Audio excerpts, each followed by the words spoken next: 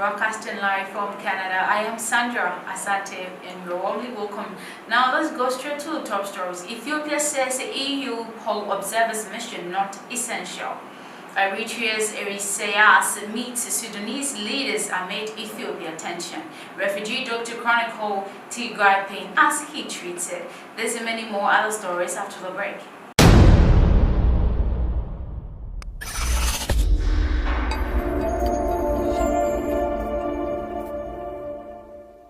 Welcome back from the break to our first story. The Ethiopian government has expressed disappointment at the EU's decision not to send an observer mission to monitor the country's 5th June national elections, but said external observers were neither essential nor necessary. In a statement posted on its Twitter account on 4th of May, the Ethiopian Foreign Ministry said the government learned with disappointment of the decisions of the High Representative of the European Union for Foreign Affairs and Security Policy to cancel the deployment or its observation mission for the upcoming general elections. The statement added that when the EU asked to observe the 6th national elections earlier this year, the government of Ethiopia immediately accepted and started negotiating in good faith on the draft agreement for the deployment of the observers mission. While external observers could add some value to strengthen the quality of electoral processes, they are neither essential nor necessary to certify the credibility of an election. The validity and legitimacy of Ethiopia's election is determined solely by Ethiopian laws, Ethiopian institutions, and ultimately by the people of Ethiopia. The statement further said Ethiopia's preparation for the June polls have been marred by low voter registration, which federal authorities have blamed on logistical challenges. We move to Eritrea, and Eritrea's President Isaias Afwerki is in Khartoum for talks with Sudanese officials in 2-day visit taking place amid tension between the government of Ethiopia, a close ally of the Eritrean leader, and Sudan. Accompanied by the Foreign Minister Osman Saleh and Presidential Advisor Yameni Gabreb, Isaias was received on Tuesday by the Sudanese capital's international airport by General Abdel Fattah al-Burhan, head of Sudan's ruling sovereign council. The two leaders then began close talks on cooperation and ways to strengthen ties between their countries, according to a statement from the council. Eritrea's information ministry said in a separate statement that Isaias and al-Burhan had agreed to strengthen their effort in the implementation of the agreement of cooperation reached between the two countries in the political, economic, social, security, and military sectors. Isaias also held talks with Sudanese Prime Minister Abdallah Hamdok, in which they stressed the importance of regional integration in Horn of Africa and agreed to focus on a few concrete projects to consolidate Eritrea-Sudan bilateral ties within the regional framework.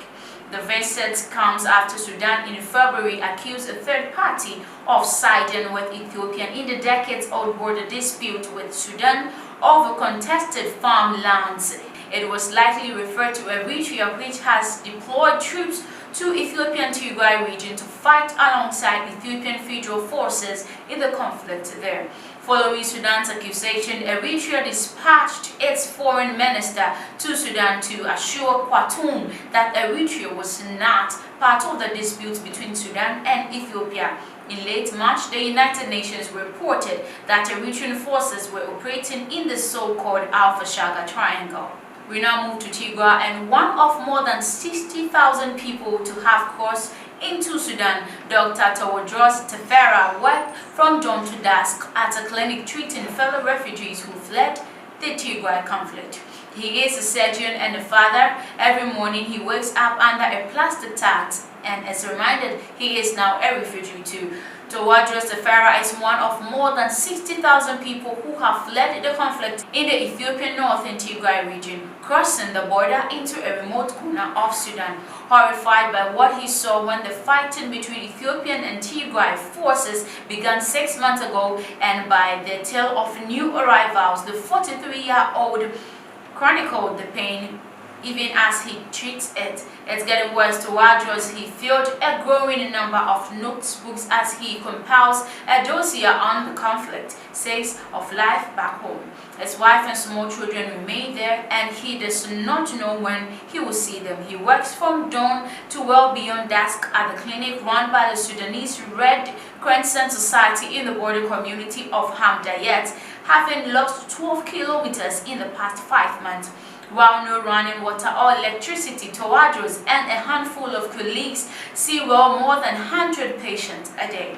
Tawadros has delivered babies and treated gunshot wounds despite a shortage of anesthesia. He felt it as if he has the same pain. One patient, Rana Haley, says her jaw still bandaged from an operation. Ethiopia says it is deeply dismayed by the detail of surveillance, blames the now fugitive Tigray leaders and claims normality is returning. But Tawadros' patient told him that killings, gang rapes, and mass expulsions of ethnic Tigrayans continue. On a recent day, Tawadros examined the fresh welt on the back of a young man who had just walked in from Tigray. The man said he and his friends had been forced to lie in the hot sun and be beaten by soldiers from nearby a region collaborating with Ethiopian forces. He said he had one soldier call a superior and ask, should we kill them or let them go? Between patients, Tawadros is pulled aside by fellow refugees who seek his help with community matters, who ask confident legal questions. Meanwhile, he is picking up Arabic phrases to improve his treatment of a local Sudanese. Meanwhile, OLF leader Daoud Ibsa's house in Addis Ababa was stormed by Ethiopian security forces last night. Oromo leader Daoud Ibsa has been under house arrest since the start of April. We are told that the opposition party National Movement of Amara, the NAMA, has issued a statement expressing its condolences on the passing of former Amhara Region Police Commissioner Abere Adamu and cautioned authorities to investigate to make public the cause of the death. The party also urged the Amhara communities to stay away from controversial conspiracy theories until the facts are made public.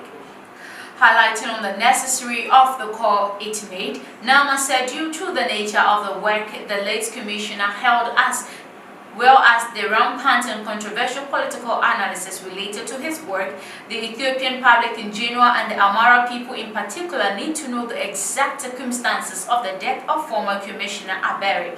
They also have the right to know, NAMA said. Accordingly, NAMA cautioned relevant government authorities to immediately announce to the public the exact reason of the commissioner's passing. On the other hand, quoting the attendant physician Dr. Habtamu Yanibat at Dream Care General Hospital in Bahadar, the capital of Amhara region, the Ethiopian press agency reported that the late commissioner died of complications related to heart muscle. The report further said that Commissioner Abere was rushed to the emergency unit of the hospital this morning after it was known that he has symptoms of illness. His medical examination showed that he was diagnosed with myocardial infarction, a medical terminology used to describe commonly known as heart attack. The physician was also quoted as saying Commissioner Abere was repeatedly going in and out of consciousness, a sign, he said, that showed the severity of his case. The commissioner was then referred to the Tibet Begun Hospital of Badar University, where there was an intensive care unit. This is where I draw the curtains on African news. Thank you so much for joining me. I'll see you some other time.